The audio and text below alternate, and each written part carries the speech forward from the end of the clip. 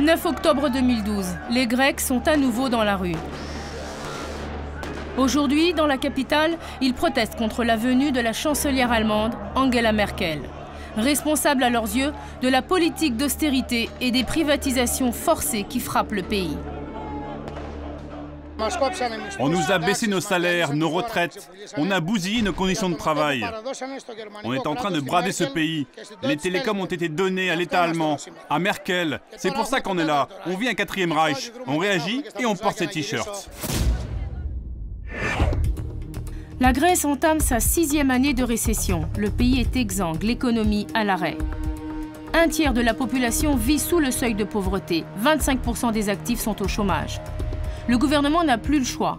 Il est désormais sommé de vendre ce qui lui reste pour survivre.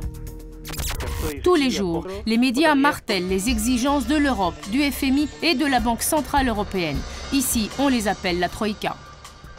Mesdames et messieurs, bonsoir. Très dure négociation attendue demain entre le gouvernement et la Troïka.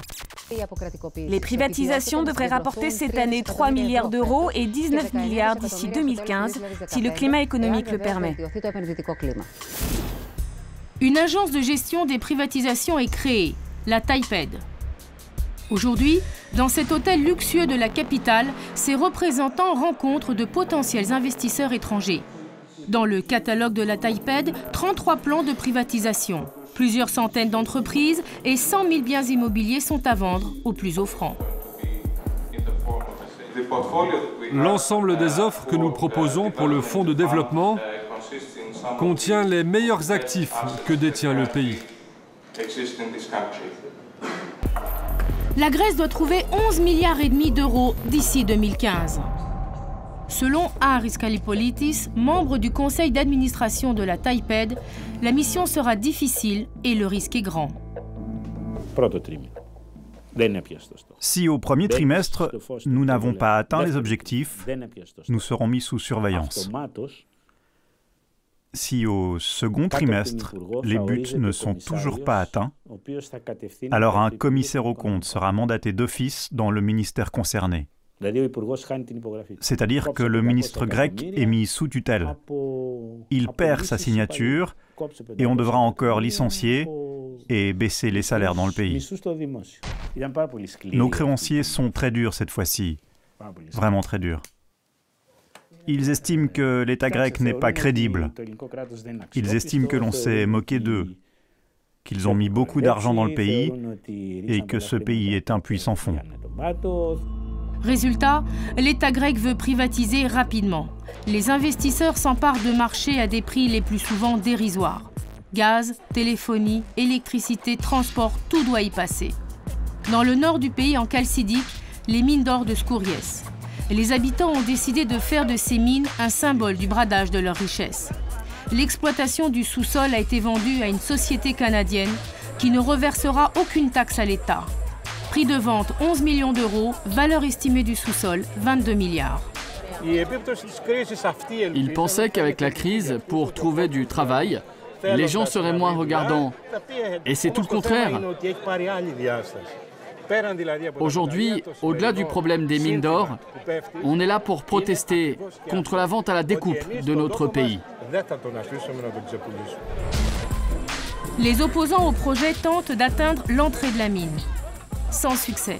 Les forces anti-émeutes de la police nationale leur barrent violemment la route.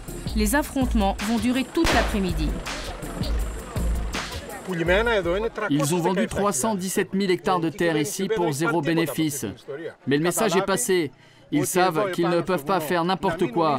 On ne veut pas de cet investissement. À tout moment, à chaque occasion, les gens d'ici viendront sur la montagne. Et on ne les laissera pas travailler.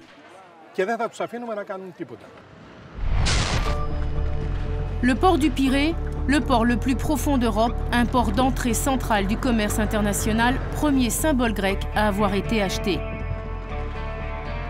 En 2008, malgré plusieurs mois de grève, COSCO, un investisseur chinois, a obtenu une concession sur 50% du port racheté à un consortium d'États pour 3,4 milliards d'euros. Le port a été modernisé, les cadences de travail augmentées et la rentabilité multipliée par 3 en 2 ans. Pour les employés, officiellement, tout va bien.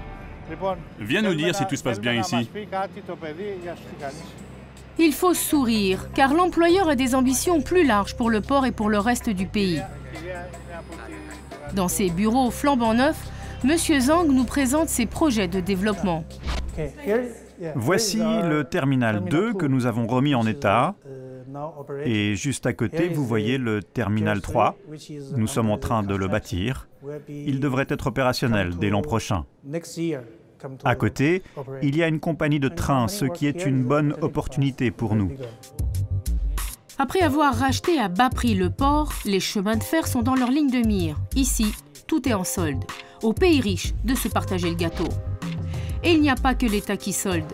Les particuliers, écrasés par 25% d'augmentation des impôts en 3 ans et près de 40% de baisse dans les salaires et les retraites, ne peuvent plus garder leurs biens. Au large de l'île de Paros, dans les Cyclades, Manolis Akalestos est promoteur depuis plus de 10 ans. Perché sur son bateau, il nous dresse le tableau d'une région en jachère. Regardez le grand bâtiment là-bas avec les volets bleus. C'est un hôtel. Il appartient à 3 frères. Comme les temps sont durs, ils doivent le vendre. Ici, sur toute cette côte, vous avez des maisons qui sont toutes à l'abandon. Le mètre carré en bord de mer a chuté. Avant la crise, on était à 3 000 €. Maintenant, on est à 2 000 €. Et encore, nous, on s'en sort bien, car il y a Tom Hanks qui habite là-bas, derrière l'église. Il y a beaucoup de stars étrangères dans le coin? Oui, il y a aussi Madonna. C'est grâce à eux que les prix ne dégringolent pas. Manolis nous mène à la rencontre de Monsieur Michalis. Comme tous ses ancêtres avant lui, ce pêcheur a hérité de 3 petites îles, un bien de famille qui faisait sa fierté et qu'il porte aujourd'hui comme un fardeau. Je ne peux plus les garder. J'ai une retraite de 360 € et on me prend 30 € d'impôts. Et en plus, ils vont imposer toutes les terres, même les terres arides. Comment je vais faire avec ces impôts et cette retraite? Je n'en peux plus. Et cela me fait mal, car ces îles me venaient de mon arrière-arrière-grand-père et de mon père. Incapable de payer ses impôts, s'il ne vend pas rapidement, l'État confisquera ses biens et les nouvelles lois beaucoup plus strictes risquent de l'amener en prison. Depuis 3 ans, la Grèce se vend au plus offrant. Elle n'en tire quasiment aucun bénéfice. Toutes les privatisations ou investissements faits à ce jour ont été faits à perte.